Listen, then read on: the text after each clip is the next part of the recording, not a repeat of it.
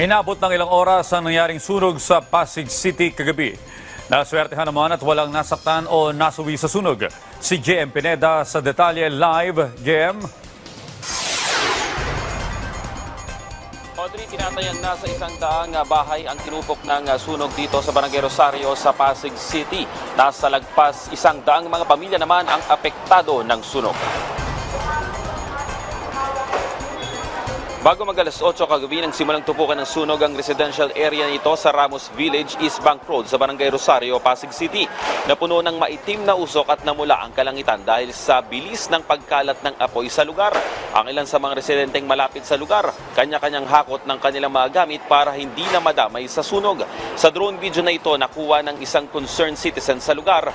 Makikita pa ang laki ng pinsala ng sunog at maririnig din ang alingaungan ng mga sirena ng bumbero. 7:55 nang idineklarang first alarm ang sunog na kumalat agad sa lugar. Bandang alas 8 naman ang imedya nang itinaas ang BFP sa third alarm ang sunog.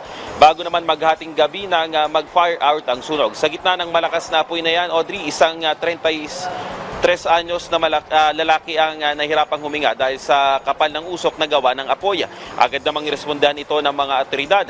Binuksan agad ng lokal na pamahalaan ng covered court pati na ang multipurpose hall ng Barangay Manggahan para gawing evacuation center ng mga apektadong residente sa Barangay Rosario.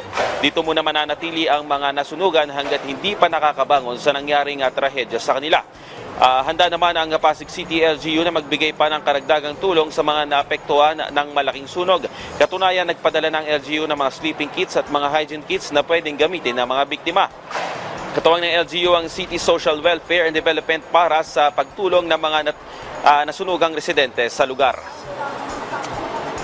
Audrey, sa ngayon nga itong multipurpose hall ang nananatiling bahay ng mga nasunugan kagabi dito sa Barangay Rosario, dito sa Pasig City. Bukod dito sa multipurpose hall, meron din ilang mga residente na nananatili ngayon sa covered court ng Barangay Manggahan doon sa kabilang area naman. At sa ngayon nga ay inaalam pa ng BFP Pasig City ang pinangyarihan ng sunog. Yan muna ang latest. Balik sa iyo, Audrey.